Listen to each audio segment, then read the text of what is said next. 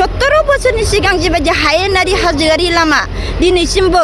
22 बोसोर जानानै बारलांबाय कुनु जौगाथि उन्नतिनि फारसे बिथाङा मावलाङासै बावखुंग्रि जनजातिनि आइजो माहारि सृष्टि होनाय फिसाफ्रा फिसा नङामोन नामा दिनैसिमबो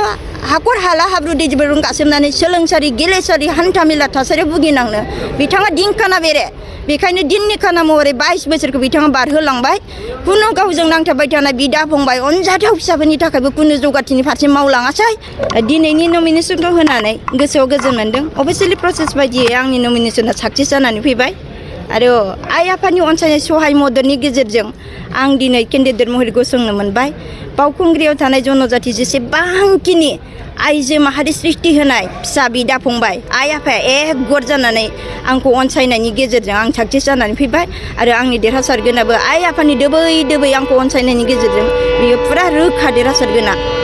बावखुंग्रि बियाबखौ डनेसननिफ्राय माबायदि उद्धार खालामदों आङो बिथाङा दि 22 बोसोर फासायलांबाय जे 22 बोसोर फासायनायाव 22 बोसोर फासायलांनायाव कुनु उन्नति जायासै बाहाय जेसेबांनाखि 17 बोसोरनि सिगां जिबायदि हायेनारि हाजोआरि लामा दिनैसिमबो 22 बोसोर जानानै बारलांबाय कुनु जौगाथि उन्नतिनि फारसे बिथाङा मावलाङासै बावखुंग्रि जनजातिनि आइजो माहारि सृष्टि होनाय फिसाफ्रा फिसा नङामोन नामा दिनैसिमबो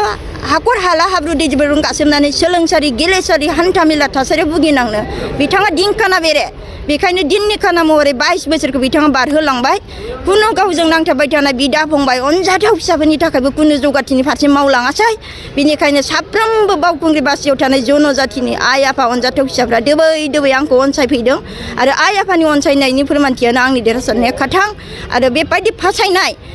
गुबुनखौ दिनै जौगाथिनि फारसे खोथा होनानै जेबो मावलाङैनि सायाव आइ आफाया सोलायनायखौ लुबैबाय आरो बे 22 बोसोरनि नांगाल बोराया दिनै गुन सुबाय बे गुन सुनाय नांगालखौ ट्रेक्टराव बजायहोनो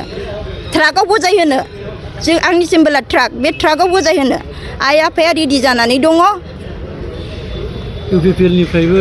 रनजित बसुमतारिया गोख्रों दा बिसायख'थिनि फोसावदिं हाबाफारि एक्चुअलि रनजित बसुमतारि फेरेंगा आदा बिथाङा चिरां दुवाराव जिबायदि हाहाकार सृष्टि होबोबाय आइ आफाखौ इभिक्सन खालामहोनानै अनजाथाव गोरलै फिसाफोरखौ बिराद गाज्रि कन्डिसन खालामबोदों मन्दिर मजिद सिनायाखै बिथाङा इभिक्सन खालामबोदों बिनिखायनो आरला भगबान इसोरा बिथांखौ बावखुंग्रिथिं दाक्का मारि हरदों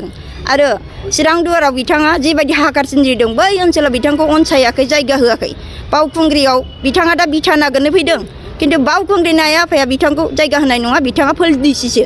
आरो बिथाङा जिबायदि गावनि बिदा फंबायखौनो सिनायाखै बाहाय बियो बावखुंग्रियाव थानाय जनजातिनि मा मावगोन फेरेंगा दाउआ जेरै सोरांस्रियाव थिउ थिउ गाबो सोरांबा फुर बिरलाङो बेबायदिनो आइ आफाखौ फासायलांगोनखौ फुरा बावखुंग्रियाव थानाय जनजातिनि अनजाथाव फिसाफोर बिदा फंबाय आरो आइ आफाफ्रा दिनै डिसाइड खालामबाय गोथौ गोसोजों साननानै दिनैहाय आं बिखा फोदानबोनायाव सासे आइजो आरो बिमायानो दिनै बिखा फोदाननानै गसंफैबायबा बेयाव जों गासैबो मत बोसै होना जुक्ति कौक्सिजों दिनै आंखौ सहाय मदद होदों आरो आंनि देरहासारगोनाबो आइ आफानि अनसायनायावनो फोरमाना नुजाथिबाय आरो 100% देरहाजों खौसेथि आरो मजबुत थायोबा रावबो डिभाइड खालामनो हाया रायजोफोरनिफ्राय बावखुंग्रि बियाबाव बेसेबांसो मदद मोननो सानदों आंनि मदद मोननाया दिनैसिबांहाय अवाकारानो 10,000निबो बांसिन दङ होमबा बिसिनि बिसि फिसाखौ लानानै सानोबानि हिसाबखौ मोनो